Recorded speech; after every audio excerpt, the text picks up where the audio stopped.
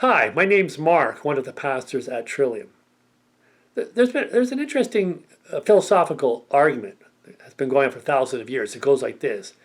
Is it seeing is believing, or is it believing is seeing?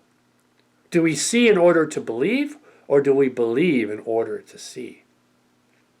Now, of course, we need both ways of knowing in order to come to true knowledge in life, to come to a rich knowledge for ourselves. It's the dialectic or the conversation between these two ways of knowing that produces a fruitful life. We live in a world today that puts great emphasis on seeing as believing and has diminished the importance of believing as seeing. And the question comes to us, well, what does it mean to live from only one side of the ledger? If we only live from one side of the equation, what happens to us? And the claim is that we miss out on a great deal because our beliefs really do fundamentally shape our perceptions. Maybe, for instance, you've lost your car keys and you look through your house for them. And you look in the common places that you commonly put your car keys, and they're not there. So what do? Well, then you begin to look into places you don't normally put your car keys in the house. And when you still haven't discovered them, what do you do then?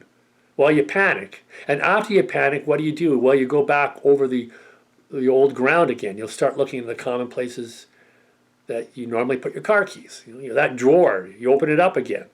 And you look in and voila, there are the car keys. And you wonder yourself in kind of amazement, how can they be there? I just looked there 30 minutes ago, 60 minutes ago. They can't be there. I looked. How can this be? And the answer, I think, is pretty straightforward. The first time you looked in there, you didn't believe they were there, so you didn't see them. This happens all the time in our lives.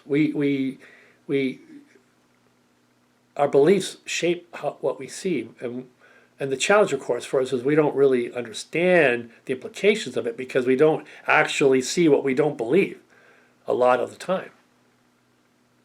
Mary Magdalene on Easter morning goes to the garden where Jesus' tomb is, and she notices the stone is rolled back. So she runs to get the disciples, and two of the disciples run back to the tomb, and they see it as she described it. And they look in, they see the body's gone, they go away perplexed. And Mary comes back to the garden and the tomb, and she's full of great worry and tears. I mean, she's distraught by it. She sees somebody in the garden. She presumes it to be the gardener, and she asks the gardener where they've taken the body of the Lord. Where have they put the body of the Lord? Does this gardener know where the body's gone?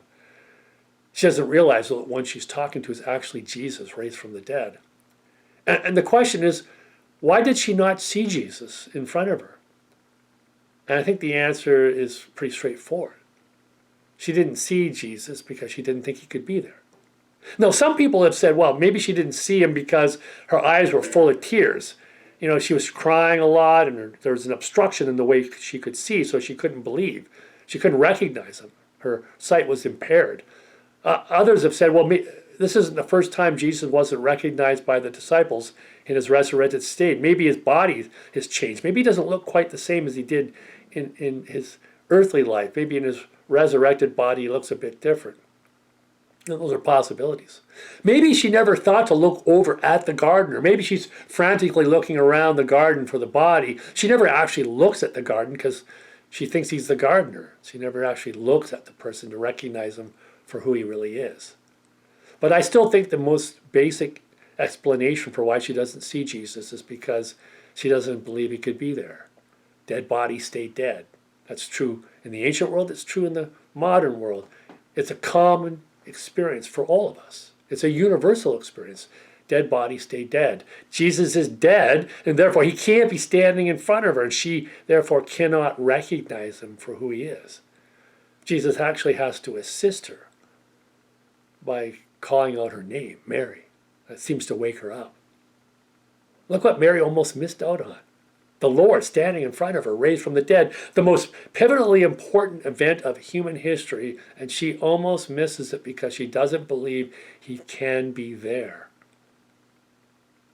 Makes me wonder what I've missed in my own life because of my beliefs. What have I missed recognizing right in front of me? Maybe God's been right in front of me and I haven't seen it. Maybe the Spirit has been moving through me, working through me, but I just don't have the belief to recognize the Spirit in action through me. Maybe gifts have been given to me in life that I didn't even recognize, so I never put my hand out to receive them. And what about you? What have you missed in your own life because you didn't have the belief up front to recognize? The scriptures make it clear, I think, that if we want to know God, if we want to experience God, it has to begin with belief first. We believe in order to see or to know. In fact, Jesus once said on the Sermon on the Mount, he said, "Blessed are the pure in heart, for they will see God." And he could have easily put it this way: "Blessed are you who believe in order to see, for you will see God."